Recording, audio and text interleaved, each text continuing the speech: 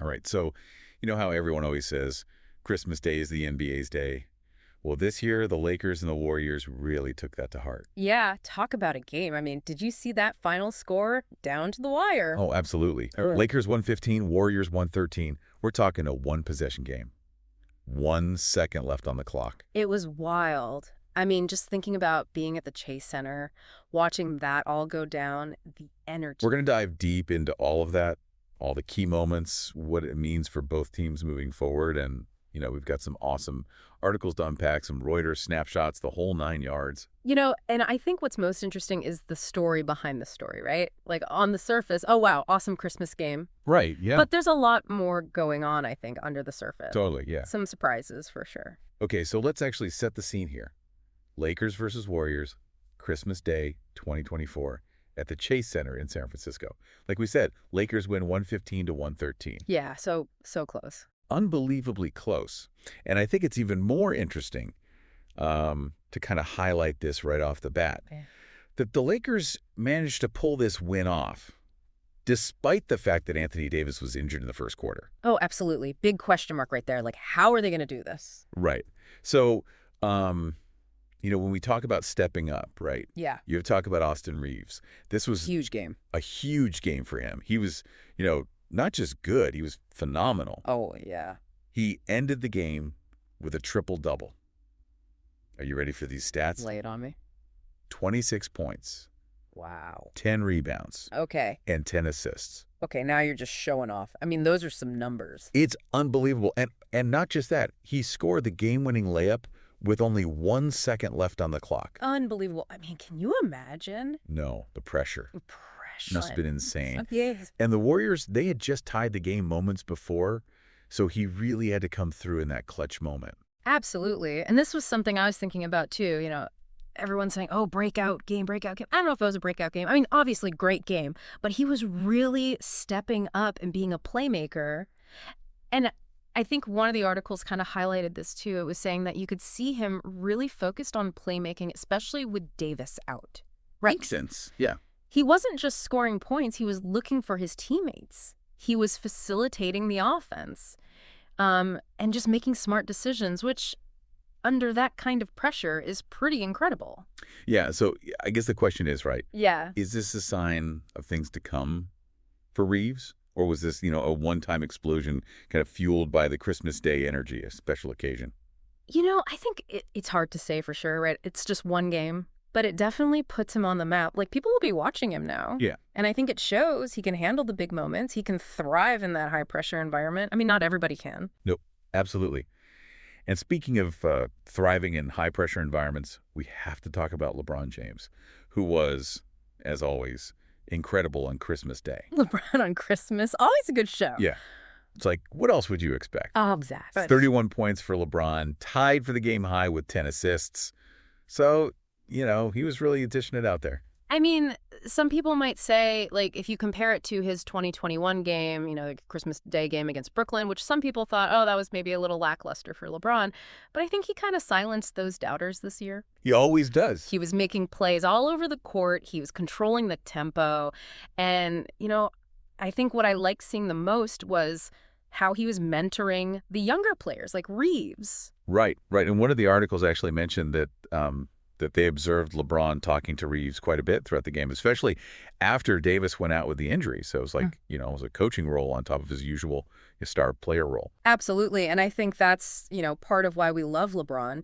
The leadership, the basketball IQ. I mean, the guy just understands the game at a different level. No, yeah, he sees things that, the rest of us just don't. Yeah. Now, while Reeves and LeBron were, shining for the Lakers, Steph Curry was putting on a show for the Warriors.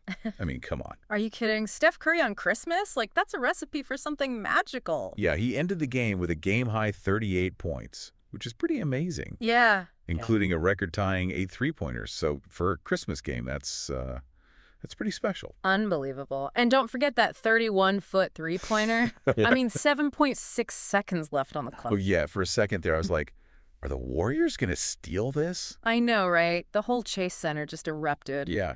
So I think, the question is, with Curry playing at that level, at such an incredible level, why couldn't the Warriors get the win?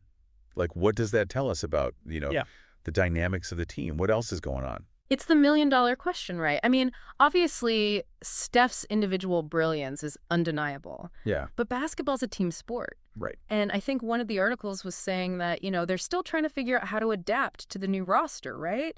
They had some off-season changes, some new players, and maybe they just haven't clicked yet as a unit. Right. So all these individual pieces, maybe they haven't quite formed Voltron yet. Right. Exactly. Speaking of things that haven't quite come together, we should go back to Anthony Davis's injury. It happened pretty early in the first quarter, and he had to leave the game. Yeah. I mean, picture this. You're there in the Chase Center, the energy is electric, and then boom, Davis goes down. Uh-oh. Twisted ankle. And instantly you're thinking, how are they going to cope without their star big man? Right. It's a huge blow. But what impressed me is that they didn't just survive, they kind of thrived for a lot of the game. Yeah, it really shows their resilience, Yeah. and their ability to adapt. And one of the articles was talking about how after Davis left, they really started relying on three-pointers, more fast breaks, and they were saying that Reeves played a huge part in making that transition happen. Interesting. So it wasn't just about replacing Davis, it was about shifting their entire game plan. Yeah, which is, I think, a testament to, like we said, the coaching staff, LeBron's leadership on the court. It's really impressive to watch. Yeah, it wasn't just about individual performances. This game was about the Lakers as a team overcoming that adversity. Yeah. So where does this leave our two teams, right? Well, the Lakers, they're on a 4-game winning streak now. That's some momentum. It is. The Warriors, on the other hand, they've lost 5 of their last 6 games. Oof. Not looking so good. No. Lakers are steadily improving their season record, whereas the Warriors, they're kind of sitting at a shaky 15-14. Yeah. It's a tale of two teams going in opposite directions. Yeah, it is. The Lakers, like we said, finding their rhythm, building that momentum, they're showing just how deep their roster really is.